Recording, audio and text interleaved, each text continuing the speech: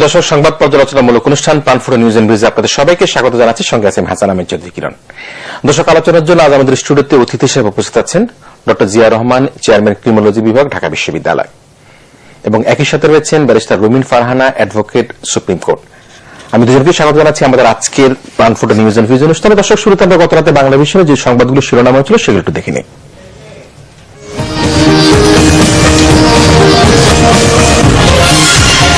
ঈদুল আজহার টানা 6 দিনের ছুটি, 11 সেপ্টেম্বর সরকারি ছুটি ঘোষণা, পরিবর্তে অফিস খোলা থাকবে 24 সেপ্টেম্বর। সর্বোচ্চ আদালতের রায়ে দোষী হওয়ায় 2 মন্ত্রীর পদত্যাগ দাবি করেছে বিএনপি। শপথ ভঙ্গের পর পদে থাকার বৈধতা চ্যালেঞ্জ করে হাইকোর্টের রিট।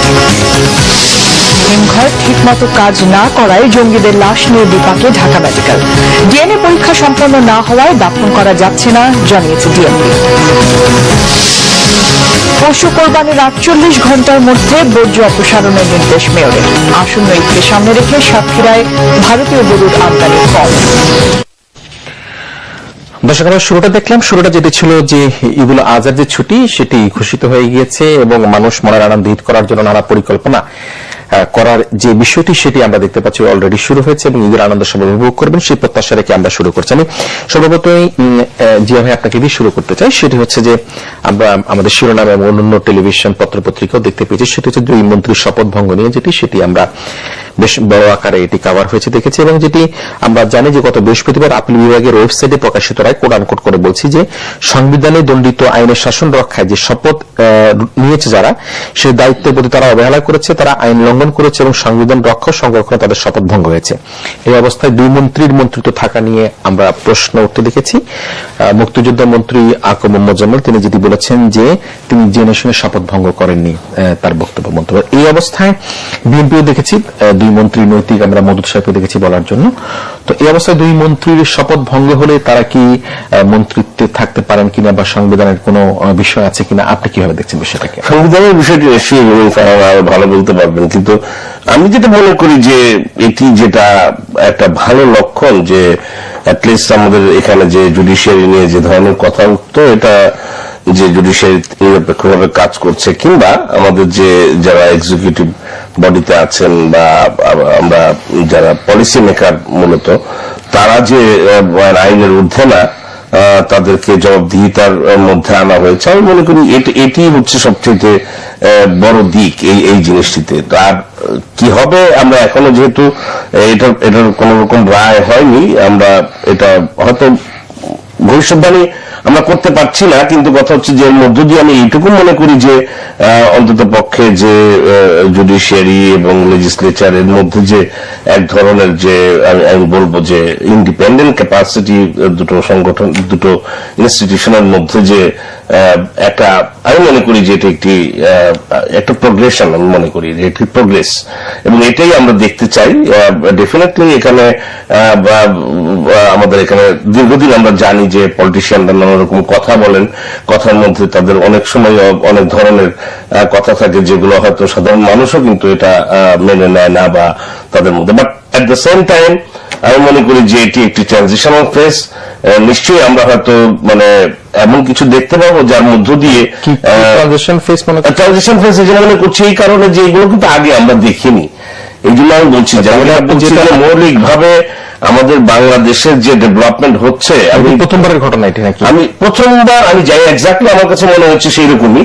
আমি ওই অর্থে বলছিলাম, আমি বলছি যে এই যে বাংলাদেশটা যে সামনের দিকে এগিয়ে যাচ্ছে এবং ইনস্টিটিউশন গুলো, আমরা একাডেমিক জায়গা থেকে বারবার বলছি যে বাংলাদেশের ইনস্টিটিউশনের লুফল ছিল এবং এই ইনস্টিটিউশন গুলো দীর্ঘদিন একদিকে কলোনিয়াল লিগেসি আর একদিকে মিলিটারি শাসন, দুটো মিলিটারি শাসনের ফলে কখনো এরা আপনি বলতে চাচ্ছেন যে আইন করতে পারেনি। আমাদের যে বিচার বিভাগ তারা স্বাধীন, তারা আমি আমার জায়গা থেকে এভাবেই দেখছি যে বিচার বিভাগের স্বাধীনতা, এর মধ্যে হয়তো সমালোচনা থাকতে পারে, আমি সেই জায়গায় যাচ্ছি না, এর মধ্যে ভুল ত্রুটি থাকতে পারে। আমি এই জন্য ট্রানজিশন বলছি যে এই ট্রায়াল এন্ড এররের মধ্য দিয়ে কিন্তু আমরা আগামী আপনার কাছে আসি, সেটি হচ্ছে যে আদালত যে রায় দিয়েছে সেই রায় নিশ্চয়ই আপনি বলছেন যে ট্রানজিশনাল পিরিয়ড আমরা প্রথমবারের মতো হয়তো ঘটনা দেখেছি। জানি না, আমিও ব্যারিস্টার রুমিন ফারহানা হয়তো বলবেন যে ইতিপূর্বে ঘটেছে কিনা। কিন্তু আপনি যেটা বলছেন যে তাদের শপথ ভঙ্গের ও মন্ত্রিত্ব রক্ষা করার সেই বিষয়টি নিয়ে আপনি যেভাবে বিশ্লেষণ করেন, সেখানে তো মনে হচ্ছে যে এরকম আমরা ধরতে পারি কিনা লোকটি মারা গেছে, কিন্তু চোখটা তো ভালো আছে। তো তার রায় দিয়েছে, রায়ের ফলাফলে দেশ ও জাতির কাছে কি এক্সাম্পল হয়ে থাকবে? না, ডেফিনেটলি আমি তো সেটাই বলছি। আমি ঠিক ওই চোখ বেঁচে আছে কি আছে আমি সেটার মধ্যে যাচ্ছি না। আমি দেখতে চাই একাডেমিক হিসেবে যে আমাদের ইনস্টিটিউশন গুলো ডেভেলপ করছে কিনা।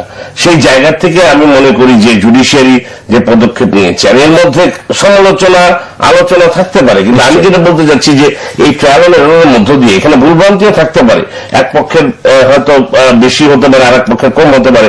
তাই আমি মনে করছি যে এই ট্রায়াল এন্ড এররের মধ্য দিয়ে এই ইনস্টিটিউশন গুলো পরিপুষ্ট হবে। আমি এর মধ্যে ঠিক পলিটিক্স কে ঢুকাতে চাচ্ছি না। আবার আসবে যেটি ট্রায়াল এবং এররের কথা বললো এবং একই সাথে বললো যে যেটি হচ্ছে গিয়ে তাদের মন্ত্রিত্ব থাকবে কি না থাকবে সে আলোচনা নয়, কিন্তু আমাদের তো আইন বিভাগ, শাসন বিভাগ সর্বদা স্বতন্ত্রভাবে একটা রায় দিয়েছে এবং সেই যে আমাদের ইনস্টিটিউশনগুলি দ্বারা হচ্ছে সেই জায়গাটা আমাদের বড় জায়গা বলে তিনি উল্লেখ করেছেন। আপনি কিভাবে দেখছেন? নিশ্চয়ই আইন বিভাগ বলতে মানে একেবারে সর্বোচ্চ আদালত, যেটাকে আমরা বলি apex court of the judiciary, supreme court. সেই সুপ্রিম কোর্টের 8 জন বিচারক, ফুল বেঞ্চ, তারা কিন্তু 27শে মার্চ একমত হয়েছেন যে আদালত অবমাননা হয়েছে। তারপরে যখন পূর্ণাঙ্গ রায় প্রকাশিত হলো তখন আমরা দেখলাম যে 5 জন বিচারক বলেছেন যে তারা শপথ ভঙ্গ করেছেন, আদালত অবমাননা হয়েছে এই বিষয়ে কোনো সন্দেহ নাই। 8 জনই একমত। 5 জন বললেন শপথ ভঙ্গ হয়েছে, 3 জন বললেন যে শপথ ভঙ্গের বিষয়টি আসলে এখানে বিবেচ্য বিষয় নয়। কিন্তু যেহেতু মেজরিটি মনে করছেন যেখানে শপথ ভঙ্গ হয়েছে, সুতরাং সেটি হচ্ছে মূল রায়, অর্থাৎ শপথ ভঙ্গ হয়েছে। এখন প্রশ্ন আসছে যে আদালতের রায়ে যখন আসছে যে 2 জন মন্ত্রী শপথ ভঙ্গ করে ফেলেছেন, তখন তাদের আর মন্ত্রিত্ব থাকে কিনা, যে প্রশ্নটা আপনি জিয়া ভাইকে করছিলেন। এই বিষয়ে সংবিধানে সুস্পষ্টভাবে বলা নেই। আপনার কাছে কিন্তু সেই প্রশ্ন, আপনার কাছে প্রশ্ন হচ্ছে গিয়ে কেন তাদের মন্ত্রিত্ব থাকবে না? আমি সেখানে আসছি, কেন থাকবে না। আপনি যদি পাবলিক সার্ভেন্ট অর্ডিন্যান্সটা দেখেন, ডিসমিসাল অর্ডিন্যান্সটা দেখেন 1985, সেখানে পরিষ্কার বলা আছে যে যদি ফৌজদারি অপরাধে কোন সরকারি কাজে নিয়োজিত কোন ব্যক্তির 10,000 টাকার অধিক জরিমানা হয় তাহলে তিনি আর ওই পদে বহাল থাকতে পারেন না। ফৌজদারি অপরাধ, এটা তো ডেফিনেটলি ফৌজদারি অপরাধ। আদালত অবমাননা তো অফকোর্স ক্রিমিনাল অফেন্স, ফৌজদারি অপরাধ 1। 2 হলো তারা পাবলিক সার্ভেন্ট। কারণ আপনি যদি পেনাল কোডে দেখেন আপনি দেখবেন যে আমাদের এমপিরা পাবলিক সার্ভেন্ট, এবং মন্ত্রীরা যেহেতু এমপি থেকেই মন্ত্রী হচ্ছেন তারা দে আর অলসো পাবলিক সার্ভেন্ট, এবং ওনাদের 50,000 টাকা জরিমানা হয়েছে, আপনি জানেন জরিমানা তারা পেও করে দিয়েছে। এবং সেই কারণে আজকে বিএনপির পক্ষ থেকে বলা হচ্ছিল যে 27শে মার্চের পর থেকে তাদের সমস্ত আদেশ অবৈধ, যে জরিমানা দিয়ে দিয়েছে।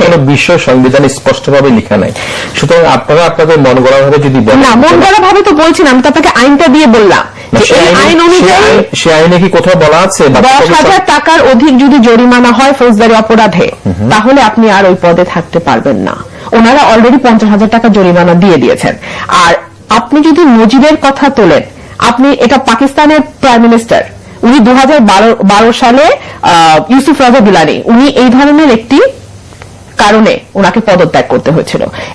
একই ঘটনা ঘটেছিল 2006 সালে ভারতের মহারাষ্ট্রে, তার পরিবহন মন্ত্রী পদত্যাগ করেছিলেন।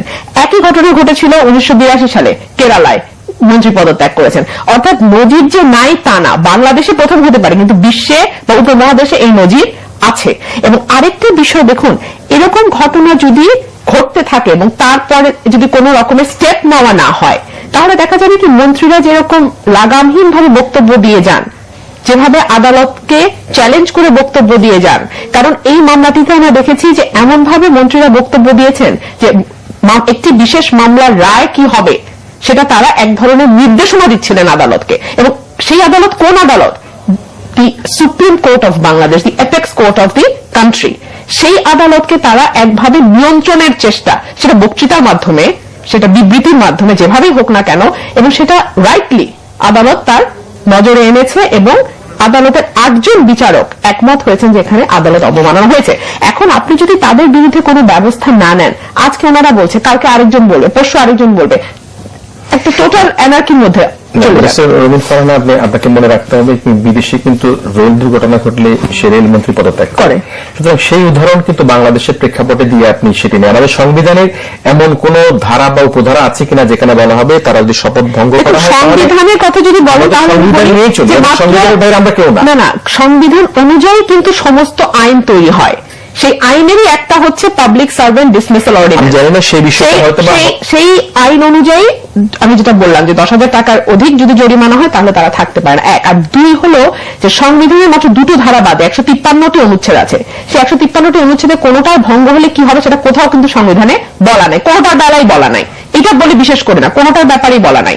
সেই জন্য আমরা আইনগুলো তৈরি করি সংবিধানের আলোকে, সংবিধানকে সামনে রেখে আইনগুলো তৈরি। আসলে সংবিধানে সেভাবে বিশ্লেষণ নাই, সে কারণের জন্য মন্ত্রী সাহেবরা হয়তো বলছেন যে যেহেতু কিন্তু বিষয়টা হচ্ছে আরেকটা বিষয় সেটি হচ্ছে যে তারা কিন্তু 50,000 টাকা করে জরিমানা দিয়েছেন। আমরা বুঝতে হবে, আমি যে জায়গাটা উল্লেখ করতে চাচ্ছি এখানে রাজনীতি যদি আমি খুব প্যারোকিয়াল জায়গা থেকে যে আমি সেই জায়গা থেকে দেখতে চাচ্ছি না কিরণ ভাই। আমি বলছি যে এই যে একটি শুভ সূচনা হচ্ছে, ডেফিনেটলি সেখানে যদি তাদের পদত্যাগ তারা যদি সেটা মনে করেন, আমি মনে করি যে সেটাও ঠিক আছে। কিন্তু কথা হচ্ছে যে আমি যদি আজকে এরকম ভাবে বলা শুরু করি, আমাদের আগে রাজা গিলানি বা ভারতের যে উদাহরণ দিচ্ছি, আপনি আপনার 21 আগস্টের যে ঘটনা ঘটেছে, আপনি আমাদের একজন অর্থমন্ত্রী যেভাবে মৃত্যুবরণ করেছে, তাহলে তো বহু ঘটনা। আমি এই বাস্তবতার জায়গা থেকে আমি বলছি যে এটাই কিন্তু আমাদের কাছে সবচেয়ে ভালো লাগছে যে অন্তত পক্ষে যে জুডিশিয়ারি তারা ইন্ডিপেন্ডেন্ট ক্যাপাসিটিতে তারা কাজ করতে পারছে। আমি মনে করি এই প্রোগ্রেশনটাকে আমাদের সবার সাধুবাদ দেওয়া উচিত। বলতেই পারেন, তিনি যেহেতু একটি রাজনৈতিক দলের সাথে যুক্ত, তিনি এর চেয়ে আরো অনেক কথা বলতে পারেন। আমি সেই জায়গায় যাচ্ছি না। আমার কথা হচ্ছে যে আমাদের যে জায়গাটা দরকার, আমরা একটা বলছি মধ্যমায়ের দেশের দিকে যাচ্ছি, আমাদের নানা রকম লিগেসি আছে।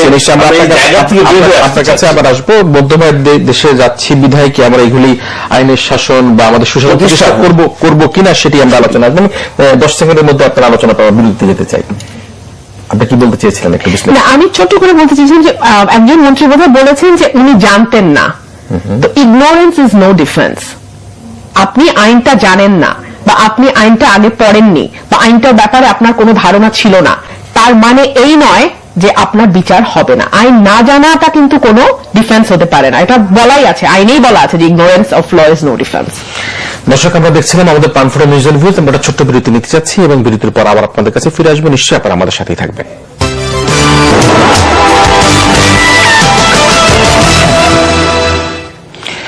দর্শক, আরো স্বাগত প্রাণফোড়া নিউজ এন্ড ভিউজ অনুষ্ঠানের সঙ্গে থাকার জন্য ধন্যবাদ জানাচ্ছি। আমরা ফিরে এসেছি আবার দুজন অতিথি নিয়ে আপনাদের সাথে যুক্ত হওয়ার জন্য আমাদের আলোচনা। আমি ব্যারিস্টার রুমিন ফারহানা আপনার কাছে যে বিষয়টি নিয়ে আসতে চাই সেটি হচ্ছে আলোচিত সমালোচিত যেই হোক না কেন, আমরা জঙ্গি দমনে বাংলাদেশ পুলিশ ও আইন শৃঙ্খলা রক্ষাকারী বাহিনী নানা ক্ষেত্রে তাদের সফলতার এবং সাহসিকতার প্রমাণ দিয়েছে। আমরা দেখেছি শোলাকিয়ায় দুজন নিজের আত্মত্যাগ করে তারা হাজারো মুসল্লিকে রক্ষা করেছে। আমরা গুলশানে দেখেছি, হলিয়াটে জানে কি ঘটেছে। কিন্তু আমরা যখন কোন জঙ্গি যখন আইন শৃঙ্খলা রক্ষাকারী বাহিনীর উপর তারা পাল্টা আক্রমণ করে, তখন যদি সেই আত্মরক্ষার্থে আক্রমণ যদি কোনো জঙ্গি মারা যায়, সেই ক্ষেত্রে আমরা দেখি যে বিএনপি এবং তার জোটের পক্ষ থেকে বলা হয় কেন তাকে গ্রেপ্তার করা হয় নাই, কেন তাকে হত্যা করা হয়েছে। তো সর্বশেষ যেটি দেখেছি আমরা, সেনাবাহিনীর একজন প্রাক্তন মেজর তিনি হত্যার শিকার হয়েছেন, পুলিশকে আক্রমণ করার কারণে আত্মরক্ষার্থে পুলিশ গুলি করেছিল। তো এই জায়গাটা বারবার আপনারা এই প্রশ্ন যে তোলেন যে কেন জঙ্গিকে হত্যা করা হয়েছে, এর প্রশ্ন তোলার যৌক্তিকতাটা কি? জি, আমি আসছি আপনার প্রশ্নে। দেখুন, একটা সময় আমরা জানতাম যে শুধু মাদ্রাসার ছেলেমেয়েরা, একটা সময় দেখা গেছে যে সরকার প্রচারণা চালিয়েছে যে মাদ্রাসাগুলো হচ্ছে জঙ্গি তৈরির কারখানা, এরকম কথা এসছে সরকার থেকে। সেখান থেকে ঘুরে আমরা দেখলাম নর্থ সাউথ বিশ্ববিদ্যালয়, মনাশ বিশ্ববিদ্যালয় হয়ে এখন জঙ্গি গিয়ে ঠেকেছে আর্মি সেনাবাহিনীর মধ্যে। তো বেশ বিচিত্র এবং গতিধারাটা খুব বিচিত্র এবং বহুমুখী। অবসরপ্রাপ্ত বলেন, কিন্তু সেনাবাহিনীতে তিনি ছিলেন। প্রথমত সেটা অস্বীকার করা হয়েছিল, পরে দেখা গেল যে না, উনি ছিলেন সেনাবাহিনীতে। যে কারণে বারবার এই প্রশ্নটি তোলা হচ্ছে যেটা আপনি বলছেন যে কেন তাদেরকে ক্রস ফায়ারে দিয়ে, বন্দুক যুদ্ধে দিয়ে মেরে ফেলা হয়, কেন হয়? এ কারণে প্রশ্নটি উঠছে যে দে আর সোর্স অফ ইনফরমেশন। আপনি জঙ্গিবাদকে দমন করতে গিয়ে আপনি কখনো এটা সংখ্যা দিয়ে নির্ধারণ করতে পারবেন না যে আপনি 5 জন জঙ্গি মারলেন বা 500 জন জঙ্গি মারলেন বা 50 জন জঙ্গি মারলেন, সুতরাং আপনি জঙ্গিবাদকে দমন করলেন। এভাবে বিষয়টি নয়। জঙ্গিবাদ হচ্ছে একটা মতবাদ, এটার রূপটা অনেক গভীরে সুতরাং আপনি শুধু সংখ্যা দিয়ে যদি জঙ্গিবাদকে দমনের চেষ্টা করেন বা চিন্তা করেন, যদি কাউন্টার অ্যাটাকে যদি মারা যায়, সেখানে আপনারা কেন কাউন্টার অ্যাটাকে মারা যেতেই পারে, কিন্তু বিষয়টা যখন হয় সেরকম নয় যে 2-1 বা 5 জনকে তারা ধরছে তাদের সবাইকে যখন মেরে ফেলা হয়, হাতে গোনা 1-2 হলে তো হতেই পারতো কাউন্টারে, কিন্তু যেভাবে ঘটনাগুলো ঘটে, যেভাবে আমরা ঘটনাগুলো দেখি, তাতে জনমনে এক ধরনের প্রশ্ন আসে। যেমন যখন ধরেন কাউন্টারে মারা গেছে, তাহলে সাধারণত সামনের দিকে গুলি লাগার কথা, কিন্তু আমরা কল্যাণপুরে দেখেছি প্রত্যেকের পেছনের দিকে পিঠে গুলি লেগেছে। আবার একই সাথে দেখা গেছে যে, আমি কল্যাণপুরের ঘটনাটাই বলছি, যে মুহুর্মুহু গুলি, অথচ দেয়ালে কোনো গুলির সাইন নাই। তো এইগুলো জনমনে এক ধরনের অবিশ্বাসের জন্ম দেয়, এক ধরনের প্রশ্নের জন্ম দেয়। এখন বিএনপি যে কথাটি বলতে চায় বা আমাদের কমন পিপলের যে ভাষা, সেটা হচ্ছে যে এটা তো সোর্স অফ ইনফরমেশন, তার কাছ থেকে আপনি আরো অনেক তথ্য নিতে পারবেন।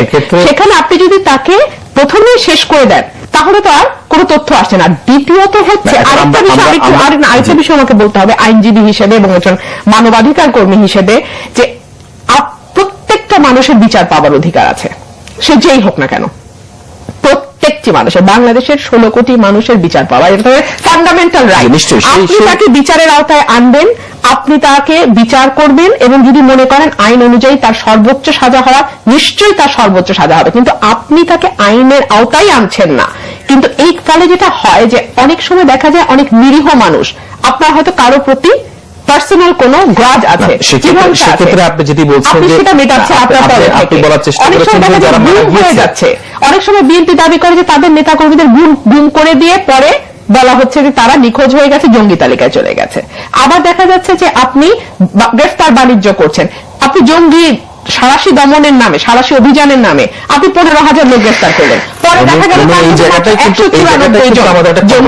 তৈরি করতে হবে যে জঙ্গি যেই হোক না কেন, তার বিষয়ে যদি আমরা সবসময় মায়া কান্না করতে থাকি। আমি আপনাকে একটা কথা খুব পরিষ্কার ভাবে বলতে চাই, আমি জঙ্গি বা অপরাধী আমি বুঝি না, আমি বুঝি বাংলাদেশের প্রত্যেকটা মানুষের বিচার পাবার অধিকার আছে। সেক্ষেত্রে আপনি তাকে আইনের আওতায় আনবেন, আপনি তাকে গ্রেফতার করবেন, বিচারের আওতায় আনবেন, আপনি তাকে আইন অনুযায়ী যে সর্বোচ্চ সাজা হয় আপনি তাকে সর্বোচ্চ সাজা দেবেন। দেখুন, জঙ্গিবাদে থেকে মুক্ত কিন্তু কেউ নই, আপনিও নিরাপদ নন, আমিও নিরাপদ নই। সুতরাং জঙ্গিকে আশ্রয় দেওয়া, প্রশ্রয় দেওয়া, জঙ্গির পক্ষে কথা বলবা বা সাফাই গাইবার এখানে কোনো প্রশ্ন নাই, কারণ এটা আমাদের অস্তিত্বের প্রশ্ন, এটা আমাদের অস্তিত্বের লড়াই। কিন্তু একই সঙ্গে আমাদের এটাও মনে রাখতে হবে যে আমরা যদি বন্দুক যুদ্ধটা বা এনকাউন্টারটাকে লিগালাইজ করে ফেলি এবং এটা যদি একদম ব্ল্যাঙ্ক একটা চেক দিয়ে দেয় যে আপনারা জঙ্গি নামে, জঙ্গি দমনের নামে যে কাউকে বন্দুক যুদ্ধে মেরে ফেলতে পারেন, তখন কিন্তু আপনার পক্ষে আইনের শাসন রাখাটা অসম্ভব হয়ে যাবে। আপনার অভিযোগ দিয়ে আমরা শুনবো প্রফেসর জিয়া রহমানের কাছ থেকে।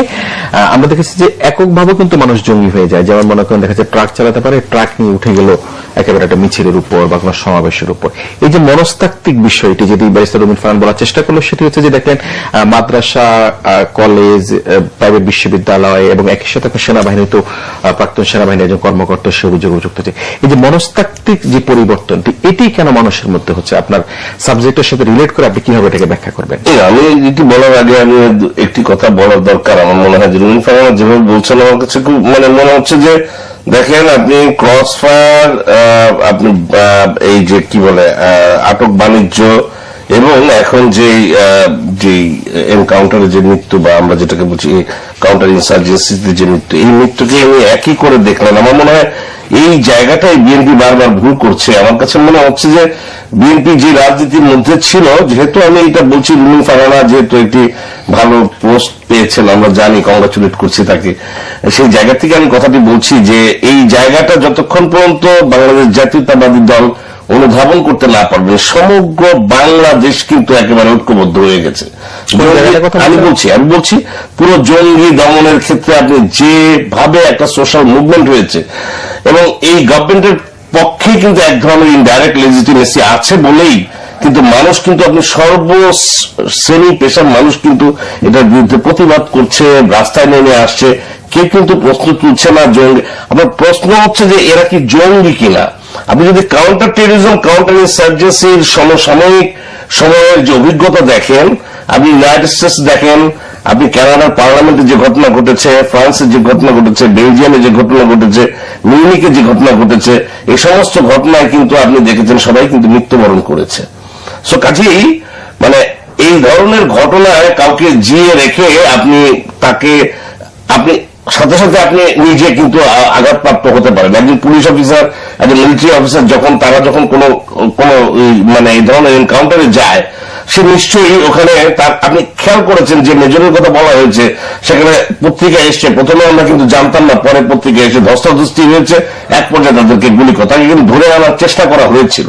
তো কাজেই নিকট অতীতে আমাদের যে সমসাময়িক যে অভিজ্ঞতাগুলো আছে সেখানে কিন্তু কোনো নজির নাই। আর যেহেতু এই ডিসিপ্লিনটার সাথে আমার একটা সম্পৃক্ততা আছে, আপনার মনে করার কিন্তু আপনি কল্যাণপুর বলেন, নারায়ণগঞ্জ বলেন, বা এখানে সর্বশেষ আমরা যেটি দেখলাম প্রাক্তন মেজর সাহেব হলো, এই সকলেই কিন্তু একটা জায়গার মধ্যে তখন কিন্তু তারা কোনো ঘটনাস্থলে যাচ্ছিল না, সেই জায়গায় তারা তারা তাদেরকে উদ্ধার করতে গিয়েছিল, গোলাগুলি হয়েছে। এখন উনি বলছেন যে সেখানে গোলাগুলির ছাপ পাওয়া যায়। আমাদের কি পত্রিকা এটাও দেখেছি যে মুহুর্মুহু গুলি এবং ওখানকার লোকজনের যে ভাষণ, সেটাও আমরা পেয়েছি যে সারা রাত তারা একটা অদ্ভুত আজাবের মধ্যে ছিল।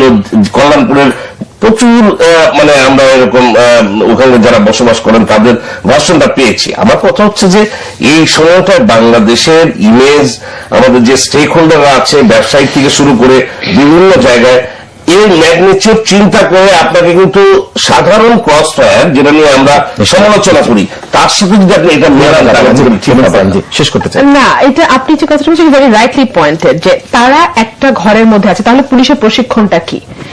আপনি প্লেস অফ অকারেন্সে বন্দুকযুদ্ধ হয়েছে, তখন মারা গেছে, যেটা আমাদের গলি আর্টিজানও তো মারা গেছে, আমাদের শোলাকিয়াতেও মারা গেছে, সেটা নিয়ে তো প্রশ্ন হচ্ছে না। কিন্তু তারা যখন ঘরের মধ্যে আছে, তখন তাহলে পুলিশ তো বিশেষভাবে প্রশিক্ষিত বাহিনী, তারা তাদেরকে সেফলি কেন উদ্ধার করতে পারলো না? কারণ পুলিশ মাইকিং করেছে, তাদেরকে সারেন্ডার করার জন্য বলা হয়েছে। দেখুন, এটা তো পুলিশের ভার্সন, কিন্তু উনি যেটা বলছিলেন, পত্রিকায় যেটা এসছে, যেটা আমরা পড়েছি, যে ডিসক্রিপেন্সি গুলো, যে তারা কল্যাণপুরের ঘটনাটাই ধরেন, তারা কালো কাপড় পরে, কেপস পরে, একটা আরবি লেখা নিয়ে তারা রেডি হয়ে বসেছিল এবং তাদের প্রত্যেকের পেছনে গুলি লেগেছে। দেখুন, জঙ্গি ডিফেন্ড করা আমার এখানে কাজ না। আমি শুধু বলতে চাই, বাংলাদেশের প্রতিটা মানুষের মানবাধিকার আছে, তারা যদি অপরাধ করে থাকে নিশ্চয়ই তাদেরকে আইনের আওতায় আনা হবে, বিচার হবে, সর্বোচ্চ সাজা হবে। উনি যে কথাটি বলছেন ভেরি রাইটলি পয়েন্টেড, যে আমরা কেউ কিন্তু জঙ্গিবাদের পক্ষে না, 16 কোটি মানুষ জঙ্গিবাদের পক্ষে না, কিন্তু আমি বলতে চাচ্ছি যে আপনি যদি আইনের শাসন প্রতিষ্ঠা করতে চান, আপনাকে প্রত্যেকটা মানুষকে সেই আইনের শাসনের আওতায় আনতে হবে। কারোর জন্য আইনের শাসন, কারোর জন্য আইনের শাসন না। আমি যদি ক্রস ফায়ারে মারা যাই, সেটাও যেমন আইনের শাসনের ব্যত্যয়। আমি যদি ক্রস ফায়ারে মারা যাই, আমি শেষ করি, যদি আমি ক্রস ফায়ারে মারা যাই, সেটা যেমন আইনের শাসনের ব্যত্যয়, আপনি যদি মারা যান, সেটাও কিন্তু আইনের শাসনের ব্যত্যয়। উত্তর আমি জানতে চাই, আমার জন্য আইন আছে, আপনার জন্য আইন নেই, তাহলে হবে না। আপনি এই যে গত 5-7-8 বছর ধরে যে এই সরকার, আওয়ামী লীগ সরকার ক্ষমতায় আছে, এই সরকারের ক্ষমতার আমলে পুলিশ প্রশাসনের বা আইন শৃঙ্খলা রক্ষাকারী বাহিনীর দুটি উদাহরণ অন্তত বলেন তারা ভালো কাজ করেছে। আপনার কাছে আছে কি উদাহরণ? না, তারা তো এখন কমপ্লিটলি পলিটিক্যাল কথাবার্তা বলে। এখন তো এই জায়গাটা হচ্ছে তখন আমি এই জায়গাটা হচ্ছে কি আমাদের কে কথা বলছেন আমি একদমই বুঝি না। তবে দেখুন, আপনি যেটা জানতে চাচ্ছেন, হ্যাঁ, তারা হোলি আর্টিজানে তো মারা গেছেন, জীবন দিয়েছেন, শোলাকিয়াতেও তারা জীবন দিয়েছেন, কিন্তু এটা তো তাদের duty, part of their life. এই জায়গাটা এসে যখন তারা মারা যায়, তখন তারা হচ্ছে পার্ট অফ দেয়ার লাইফ। তাদের কি এই ঝুঁকি জেনেই তো তারা এই প্রফেশনে এসেছে। ঠিক আছে, কিন্তু কতজন কিভাবে আত্মহতি দিবে, কতজন কিভাবে জঙ্গিদের সামনে মারা গেল, সে মনোবল তো পুলিশের রয়েছে, আইন শৃঙ্খলা রক্ষাকারী বাহিনী রয়েছে, সে জায়গায় তোমাদের বিবেচনা করতে হবে। আমরা শেষ করতে চাই, আপনি 10 সেকেন্ডে যদি শেষ করেন। আমি আজকে আরেকটি টক শোতে ছিলাম, একজন জনাব রশিদ সাহেব, তিনি বললেন যে এই জায়গায় যে ঘটনাটা গত কয়েকদিন আগে মানে কি বলে এটা রূপনগরে হয়েছে, তিনি বলছেন এখানে যদি মিলিটারি হতো তাহলে হয়তো ধস্তাধস্তি করতেন না, তারা প্রথমেই তারা হয়তো ফায়ার করতেন, কারণ তারা জানেন তাদের প্রশিক্ষণ আছে। মাঝখানে আমি আরেকটা দেখলাম যে পুলিশের একজন উচ্চপদস্থ কর্মকর্তা, পুলিশের উচ্চপদস্থ কর্মকর্তা বলছেন জঙ্গিরা আবার মানবাধিকার কি। It is a very dangerous line. কিন্তু প্রথমত আপনাকে বিচার করে দেখতে হবে সে আসলে জঙ্গি কি জঙ্গি না, তারপরে তাকে বিচারের আওতায় নেবে। আগে যদি আপনি কনক্লুশনে চলে যান তার মানবাধিকার কি, আমি কিরণ ভাইয়ের সাথে একমত যে আপনাকে পুলিশ যে ভালো কাজগুলো করছে আপনি নিশ্চয়ই তার সাধুবাদ দিতে হবে। নিশ্চয়ই, খারাপ না, আপনার কাছে কিন্তু একটা ভালো কাজও নাই। জিজ্ঞেস করলেন যেটা আপনাকে বুঝতে হবে আমরা কোন জায়গায় অবস্থান করছি, আমাদের বাস্তবতা আমি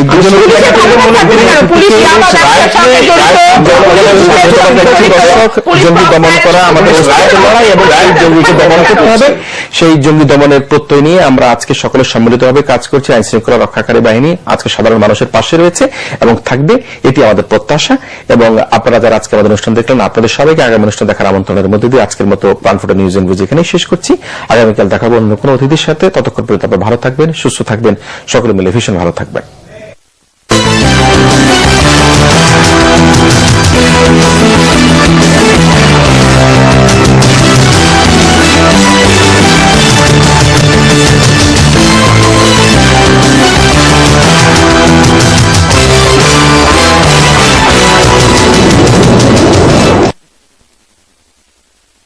আমরা দেখিনি, এই জন্য আমি বলছি যে মৌলিকভাবে আমাদের বাংলাদেশের যে ডেভেলপমেন্ট হচ্ছে, আমি প্রথমবারের ঘটনা এটি নাকি? আমি প্রথমবার আমি যাই এক্স্যাক্টলি, আমার কাছে মনে হচ্ছে সেই রকমই।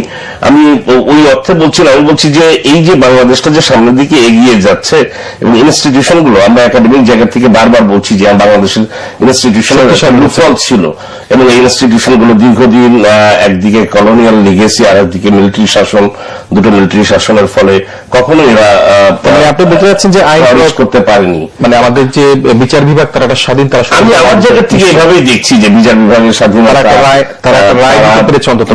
বাট এর মধ্যে হয়তো সমালোচনা থাকতে পারে, আমি সেই জায়গায় যাচ্ছি না। এর মধ্যে ভুল ত্রুটি থাকতে পারে, আমি এই জন্য ট্রানজিশন বলছি যে এই ট্রায়াল এন্ড এররের মধ্য দিয়ে কিন্তু আমরা আগামী সেটি হচ্ছে যে আদালত যে রায় দিয়েছে সেই রায় নিশ্চয়ই আপনি বলছেন যে ট্রানজিশনাল পিরিয়ড আমরা প্রথমবারের মতো হয়তো ঘটনা দেখেছি। জানি না, আমিও ব্যারিস্টার রমিন ফারহান হয়তো বলবেন যে ইতিপূর্বে এটি ঘটেছে কিনা, কিন্তু আপনি যেটা বলছেন যে তাদের শপথ ভঙ্গের মন্ত্রিত্ব রক্ষা করার সেই বিষয়টি নিয়ে আপনি যেভাবে বিশ্লেষণ করেন, সেখানে তো মনে হচ্ছে যে এরকম আমরা ধরতে পারি কিনা, লোকটি মারা গেছে কিন্তু চোখটা তো ভালো আছে। তো তার রায় দিয়েছে, রায়ের ফলাফলে দেশ ও জাতির কাছে কি এক্সাম্পল হয়ে থাকবে?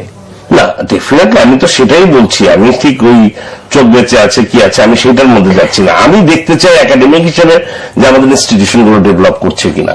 সেই জায়গা থেকে আমি মনে করি যে জুডিশিয়ারি যে পদক্ষেপ নিয়েছে, আর এর মধ্যে সমালোচনা আলোচনা থাকতে পারে, কিন্তু আমি যেটা বলতে চাচ্ছি যে এই ট্রায়াল এন্ড এররের মধ্য দিয়ে এখানে ভুলভ্রান্তিও থাকতে পারে, এক পক্ষের হয়তো বেশি হতে পারে, আর এক পক্ষের কম হতে পারে। তাই আমি মনে করছি যে এই ট্রায়াল এন্ড এররের মধ্য দিয়ে এই ইনস্টিটিউশন গুলো পরিপুষ্ট হবে। আমি এর মধ্যে ঠিক পলিটিক্সকে ঢুকাতে চাচ্ছি না। আবার আসবে যেটি ট্রায়াল এবং এররের কথা বললো এবং একই সাথে বললো যে যেটি হচ্ছে গিয়ে তাদের মন্ত্রিত্ব থাকবে কি না থাকবে সে আলোচনা নয়, কিন্তু আমাদের তো আইন বিভাগ, শাসন বিভাগ সকলে স্বতন্ত্রভাবে একটা রায় দিয়েছে এবং সেই যে আমাদের ইনস্টিটিউশনগুলি দ্বারা হচ্ছে সেই জায়গাটা আমাদের বড় জায়গা বলে তিনি উল্লেখ করেছেন। আপনি কিভাবে দেখছেন? নিশ্চয়ই আইন বিভাগ বলতে মানে একেবারে সর্বোচ্চ আদালত, যেটাকে আমরা বলি apex court of the judiciary, supreme court. সেই সুপ্রিম কোর্টের 8 জন বিচারক, ফুল বেঞ্চ, তারা কিন্তু 27শে মার্চ একমত হয়েছেন যে আদালত অবমাননা হয়েছে। তারপরে যখন পূর্ণাঙ্গ রায় প্রকাশিত হলো তখন আমরা দেখলাম যে 5 জন বিচারক বলেছেন যে তারা শপথ ভঙ্গ করেছেন, আদালত অবমাননা হয়েছে, এই বিষয়ে কোনো সন্দেহ নাই। 8 জনই একমত। 5 জন বললেন শপথ ভঙ্গ হয়েছে, 3 জন বললেন যে শপথ ভঙ্গের বিষয়টি আসলে এখানে বিবেচ্য বিষয় নয়। কিন্তু যেহেতু মেজরিটি মনে করছেন যেখানে শপথ ভঙ্গ হয়েছে, সুতরাং সেটি হচ্ছে মূল রায়, অর্থাৎ শপথ ভঙ্গ হয়েছে। এখন প্রশ্ন আসছে যে আদালতের রায়ে যখন আসছে যে 2 জন মন্ত্রী শপথ ভঙ্গ করে ফেলেছেন, তখন তাদের আর মন্ত্রিত্ব থাকে কিনা, যে প্রশ্নটা আপনি জিয়া ভাইকে করছিলেন। এই বিষয়ে সংবিধানে সুস্পষ্টভাবে বলা নেই। আপনার কাছে কিন্তু সেই প্রশ্ন, আপনার কাছে প্রশ্ন হচ্ছে গিয়ে কেন তাদের মন্ত্রিত্ব থাকবে না? আমি সেখানে আসছি, কেন থাকবে না। আপনি যদি পাবলিক সার্ভেন্ট অর্ডিন্যান্সটা দেখেন, ডিসমিসাল অর্ডিন্যান্সটা দেখেন 1985, সেখানে পরিষ্কার বলা আছে যে যদি ফৌজদারি অপরাধে কোন সরকারি কাজে নিয়োজিত কোন ব্যক্তির 10,000 টাকার অধিক জরিমানা হয় তাহলে তিনি আর ওই পদে বহাল থাকতে পারেন না। ফৌজদারি অপরাধ, এটা তো ডেফিনেটলি ফৌজদারি অপরাধ। আদালত অবমাননা তো অফকোর্স ক্রিমিনাল অফেন্স, ফৌজদারি অপরাধ 1। 2 হলো তারা পাবলিক সার্ভেন্ট।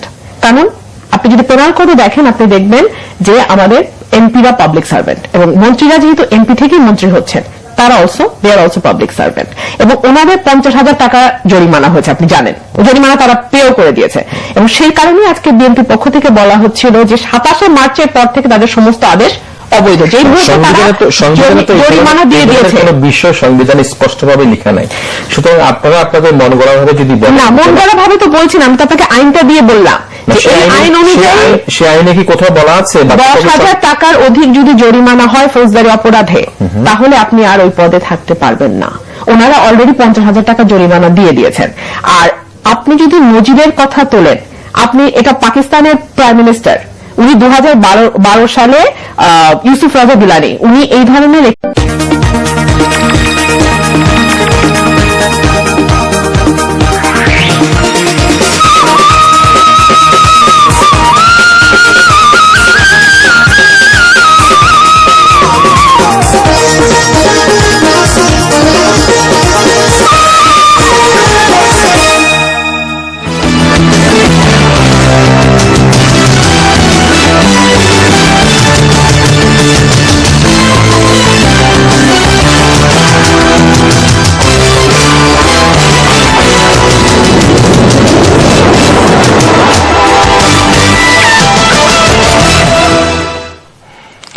প্রিয় দর্শক, সংবাদ পর্যালোচনামূলক অনুষ্ঠান প্রাণফুটে নিউজ এন্ড ভিউজে আপনাদের সবাইকে স্বাগত জানাচ্ছি। সঙ্গে আছেন হাসান আহমেদ চৌধুরী কিরণ। দর্শক, আলোচনার জন্য আজ আমাদের স্টুডিওতে অতিথি হিসেবে উপস্থিত আছেন doctor Zia Rahman, chairman criminology বিভাগ, ঢাকা বিশ্ববিদ্যালয়, এবং একই সাথে রয়েছেন ব্যারিস্টার রুমিন ফারহানা, অ্যাডভোকেট, সুপ্রিম কোর্ট।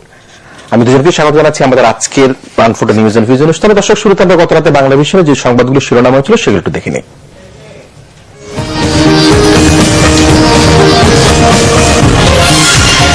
ঈদুল আজহার টানা 6 দিনের ছুটি, 11 সেপ্টেম্বর সরকারি ছুটি ঘোষণা, পরিবর্তে অফিস খোলা থাকবে 24 সেপ্টেম্বর। সর্বোচ্চ আদালতের রায়ে দোষী হওয়ায় 2 মন্ত্রীর পদত্যাগ দাবি করেছে বিএনপি, শপথ ভঙ্গের পর পদে থাকার বৈধতা চ্যালেঞ্জ করে হাইকোর্টের রিট। হিমঘর ঠিকমতো কাজ না করায় জঙ্গিদের লাশ নিয়ে বিপাকে ঢাকা মেডিকেল, ডিএনএ পরীক্ষা সম্পন্ন না হওয়ায় দাফন করা যাচ্ছে না, জানিয়েছে ডিএমপি। পশু কোরবানির 48 ঘণ্টার মধ্যে বর্জ্য অপসারণের নির্দেশ মেয়রের, আসন্ন ঈদকে সামনে রেখে সাতক্ষীরায় ভারতীয় গরুর আমদানি কম। দর্শক, আমরা শুরুটা দেখলাম। শুরুটা যেটি ছিল যে ঈদুল আজহার যে ছুটি সেটি ঘোষিত হয়ে গিয়েছে এবং মানুষ মনের আনন্দ ঈদ করার জন্য নানা পরিকল্পনা করার যে বিষয়টি সেটি আমরা দেখতে পাচ্ছি অলরেডি শুরু হয়েছে এবং ঈদের আনন্দ সবাই উপভোগ করবেন সেই প্রত্যাশা রেখে আমরা শুরু করছি। আমি সর্বপ্রথমে জিয়া ভাই আপনাকে দিয়ে শুরু করতে চাই। সেটি হচ্ছে যে আমরা আমাদের শিরোনামে এবং অন্যান্য টেলিভিশন পত্রপত্রিকাও দেখতে পেয়েছি, সেটি হচ্ছে 2 মন্ত্রীর শপথ ভঙ্গ নিয়ে যেটি, সেটি আমরা বেশ বড় আকারে এটি কভার হয়েছে দেখেছি, এবং যেটি আমরা জানি যে গত বৃহস্পতিবার আপিল বিভাগের ওয়েবসাইটে প্রকাশিত রায় কোট আনকোট করে বলছি যে সংবিধানে দণ্ডিত আইনের শাসন রক্ষায় যে শপথ নিয়েছে যারা, সেই দায়িত্বের প্রতি তারা অবহেলা করেছে, তারা আইন লঙ্ঘন করেছে এবং সংবিধান রক্ষা সংরক্ষণে তাদের শপথ ভঙ্গ হয়েছে। এই অবস্থায় 2 মন্ত্রীর মন্ত্রিত্ব থাকা নিয়ে আমরা প্রশ্ন উঠতে দেখেছি। মুক্তিযোদ্ধা মন্ত্রী আকম মোজাম্মেল তিনি যেটি বলেছেন যে তিনি জেনে শুনে শপথ ভঙ্গ করেননি, তার বক্তব্য মন্তব্য। এই অবস্থায় বিএনপিও দেখেছি 2 মন্ত্রী নৈতিক, আমরা মদুদ সাহেবকে দেখেছি বলার জন্য। তো এই অবস্থায় 2 মন্ত্রীর শপথ ভঙ্গ হলে তারা কি মন্ত্রিত্বে থাকতে পারেন কিনা বা সংবিধানের কোনো বিষয় আছে কিনা, আপনি কিভাবে দেখছেন বিষয়টাকে? সংবিধানের বিষয়টি নিশ্চয়ই রুমিন ফারহানা আরো ভালো বলতে পারবেন, কিন্তু আমি যেটা মনে করি যে এটি যেটা একটা ভালো লক্ষণ যে অ্যাটলিস্ট আমাদের এখানে যে জুডিশিয়ারি নিয়ে যে ধরনের কথা উঠতো, এটা যে জুডিশিয়ারি নিরপেক্ষভাবে কাজ করছে, কিংবা আমাদের যে যারা এক্সিকিউটিভ বডিতে আছেন বা আমরা যারা পলিসি মেকার মূলত, তারা যে আইনের ঊর্ধ্বে না, তাদেরকে জবাবদিহিতার মধ্যে আনা হয়েছে। আমি মনে করি এটি হচ্ছে সবচেয়ে বড় দিক এই জিনিসটিতে। আর কি হবে, আমরা এখনো যেহেতু এটার কোন রকম রায় হয়নি, আমরা এটা হয়তো ভবিষ্যৎবাণী আমরা করতে পারছি না, কিন্তু কথা হচ্ছে যে এর মধ্য দিয়ে আমি এইটুকু মনে করি যে অন্তত পক্ষে যে জুডিশিয়ারি এবং লেজিসলেচারের মধ্যে যে এক ধরনের যে আমি বলবো যে ইন্ডিপেন্ডেন্ট ক্যাপাসিটি দুটো সংগঠন, দুটো ইনস্টিটিউশনের মধ্যে যে একটা, আমি মনে করি যে এটা একটা প্রোগ্রেশন, আমি মনে করি যে একটি প্রোগ্রেস, এবং এটাই আমরা দেখতে চাই। ডেফিনেটলি এখানে আমাদের এখানে দীর্ঘদিন আমরা জানি যে পলিটিশিয়ানরা নানা রকম কথা বলেন, কথার মধ্যে তাদের অনেক সময় অনেক ধরনের কথা থাকে যেগুলো হয়তো সাধারণ মানুষও কিন্তু এটা মেনে নেয় না বা তাদের মধ্যে, but at the same time আমি মনে করি যে এটি একটি ট্রানজিশনাল ফেজ। নিশ্চয়ই আমরা হয়তো মানে এমন কিছু দেখতে পাবো যার মধ্য দিয়ে ট্রানজিশন ফেস ট্রানজিশন ফেজ যে মনে করছি এই কারণে যে এগুলো কিন্তু আগে একটি কারণে ওনাকে পদত্যাগ করতে হয়েছিল। একই ঘটনা ঘটেছিল 2006 সালে ভারতের মহারাষ্ট্রে, তার পরিবহন মন্ত্রী পদত্যাগ করেছিলেন। একই ঘটনা ঘটেছিল 1982 সালে কেরালায়, মন্ত্রী পদত্যাগ করেছেন। অর্থাৎ নজির যে নাই তা না, বাংলাদেশে প্রথম হতে পারে কিন্তু বিশ্বে বা উপমহাদেশে এই নজির আছে। এবং আরেকটি বিষয় দেখুন, এরকম ঘটনা যদি ঘটতে থাকে এবং তারপরে যদি কোনো রকমের স্টেপ নেওয়া না হয়, তাহলে দেখা যাবে কি মন্ত্রীরা যেরকম লাগামহীন ভাবে বক্তব্য দিয়ে যান, যেভাবে আদালতকে চ্যালেঞ্জ করে বক্তব্য দিয়ে যান।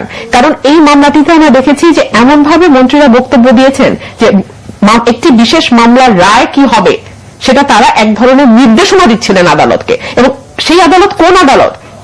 দি supreme court of Bangladesh, the apex court of the country. সেই আদালতকে তারা একভাবে নিয়ন্ত্রণের চেষ্টা, সেটা বক্তৃতার মাধ্যমে, সেটা বিবৃতির মাধ্যমে, যেভাবেই হোক না কেন, এবং সেটা রাইটলি আদালত তার নজরে এনেছে এবং আদালতের 8 জন বিচারক একমত হয়েছেন যে এখানে আদালত অবমাননা হয়েছে। এখন আপনি যদি তাদের বিরুদ্ধে কোনো ব্যবস্থা না নেন, আজকে ওনারা বলছে, কালকে আরেকজন বলবে, পরশু আরেকজন বলবে, একটা টোটাল এনার্কির মধ্যে চলে যাবে। রবিন ফারহানা, আপনাকে মনে রাখতে হবে বিদেশে কিন্তু রেল দুর্ঘটনা ঘটলে সে রেলমন্ত্রী পদত্যাগ করে। সুতরাং সেই উদাহরণ কিন্তু বাংলাদেশের প্রেক্ষাপটে দিয়ে আপনি সেটি নেন। আমাদের সংবিধানের এমন কোন ধারা বা উপধারা আছে কিনা যেখানে বলা হবে তারা যদি শপথ ভঙ্গ করা হয়, সংবিধানের কথা যদি বলেন তাহলে সংবিধান নিয়ে চলবে, সংবিধানের বাইরে আমরা কেউ না। না, সংবিধান অনুযায়ী কিন্তু সমস্ত আইন তৈরি হয়। সেই আইনেরই একটা হচ্ছে পাবলিক সার্ভেন্ট ডিসমিসাল অর্ডিন্যান্স। জানি না সেই বিষয়ে হয়তো সেই আইন অনুযায়ী আমি যেটা বললাম যে 10,000 টাকার অধিক যদি জরিমানা হয় তাহলে তারা থাকতে পারে না, 1। আর 2 হলো যে সংবিধানের মাত্র 2টো ধারা বাদে 153টি অনুচ্ছেদ আছে। সেই 153টি অনুচ্ছেদে কোনোটার ভঙ্গ হলে কি হবে সেটা কোথাও কিন্তু সংবিধানে বলা নাই, কোনোটার দ্বারাই বলা নাই। এটা বলে বিশেষ করে না, কোনোটার ব্যাপারেই বলা নাই। সেই জন্য আমরা আইনগুলো তৈরি করি, সংবিধানের আলোকে, সংবিধানকে সামনে রেখে আইনগুলো তৈরি। আসলে সংবিধানে সেভাবে বিশ্লেষণ নাই, সে কারণের জন্য মন্ত্রী সাহেবরা হয়তো বলছেন যে যেহেতু কিন্তু বিষয়টা হচ্ছে আরেকটা বিষয় সেটি হচ্ছে যে তারা কিন্তু 50,000 টাকা করে জরিমানা দিয়েছেন। আমরা বুঝতে হবে, আমি যে জায়গাটা উল্লেখ করতে চাচ্ছি, এখানে রাজনীতি যদি আমি খুব প্যারোকিয়াল জায়গা থেকে যে আমি সেই জায়গা থেকে দেখতে চাচ্ছি না কিরণ ভাই, আমি বলছি যে এই যে একটি শুভ সূচনা হচ্ছে, ডেফিনেটলি সেখানে যদি তাদের পদত্যাগ তারা যদি সেটা মনে করেন, আমি মনে করি যে সেটাও ঠিক আছে। কিন্তু কথা হচ্ছে যে আমি যদি আজকে এরকম ভাবে বলা শুরু করি, আমাদের আগে রাজা গিলানি বা ভারতের যে উদাহরণ দিচ্ছি, আপনি আপনার 21 আগস্টের যে ঘটনা ঘটেছে, আপনি আমাদের একজন অর্থমন্ত্রী যেভাবে মৃত্যুবরণ করেছে, তাহলে তো বহু ঘটনা। আমি এই বাস্তবতার জায়গা থেকে আমি বলছি যে এটাই কিন্তু আমাদের কাছে সবচেয়ে ভালো লাগছে যে অন্তত পক্ষে যে জুডিশিয়ারি তারা ইন্ডিপেন্ডেন্ট ক্যাপাসিটিতে তারা কাজ করতে পারছে। আমি মনে করি এই প্রোগ্রেশনটাকে আমাদের সবার সাধুবাদ দেওয়া উচিত। বলতেই পারেন, তিনি যেহেতু একটি রাজনৈতিক দলের সাথে যুক্ত, তিনি এর চেয়ে আরো অনেক কথা বলতে পারেন, আমি সেই জায়গায় যাচ্ছি না। আমার কথা হচ্ছে যে আমাদের যে জায়গাটা দরকার, আমরা একটা বলছি মধ্যমায়ের দেশের দিকে যাচ্ছি, আমাদের নানা রকম লিগেসি আছে, আপনার কাছে আবার আসবো। মধ্যমায়ের দেশে যাচ্ছি বিধায় কি আমরা এগুলি আইনের শাসন বা আমাদের সুশাসন প্রতিষ্ঠা করবো কিনা সেটি আমরা আলোচনা, মানে 10 সেকেন্ডের মধ্যে আপনার আলোচনা পাওয়ার বিরুদ্ধে যেতে চাই। আপনি কি বলতে চেয়েছিলেন একটু বিশ্লেষণ? আমি ছোট্ট করে বলতে চেয়েছিলাম যে একজন মন্ত্রী বোধহয় বলেছেন যে উনি জানতেন না। তো ইগনোরেন্স ইজ নো ডিফেন্স। আপনি আইনটা জানেন না বা আপনি আইনটা আগে পড়েননি বা আইনটার ব্যাপারে আপনার কোনো ধারণা ছিল না, তার মানে এই নয় যে আপনার বিচার হবে না। আইন না জানাটা কিন্তু কোনো ডিফেন্স হতে পারে না, এটা বলাই আছে, আইনেই বলা আছে যে ignorance of law is no defence.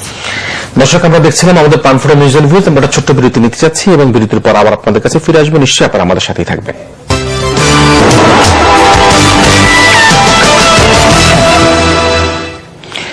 দর্শক, আরো স্বাগত প্রাণফোড়া নিউজ এন্ড ভিউজ অনুষ্ঠানের সঙ্গে থাকার জন্য ধন্যবাদ জানাচ্ছি। আমরা ফিরে এসেছি আবার 2জন অতিথি নিয়ে আপনাদের সাথে যুক্ত হওয়ার জন্য আমাদের আলোচনা। আমি ব্যারিস্টার রুমিন ফারহানা আপনার কাছে যে বিষয়টি নিয়ে আসতে চাই সেটি হচ্ছে আলোচিত সমালোচিত যেই হোক না কেন, আমরা জঙ্গি দমনে বাংলাদেশ পুলিশ ও আইন শৃঙ্খলা রক্ষাকারী বাহিনী নানা ক্ষেত্রে তাদের সফলতার এবং সাহসিকতার প্রমাণ দিয়েছে। আমরা দেখেছি শোলাকিয়ায় 2জন নিজের আত্মত্যাগ করে তারা হাজারো মুসল্লিকে রক্ষা করেছে। আমরা গুলশানে দেখেছি, হলিয়াটিজানে কি ঘটেছে।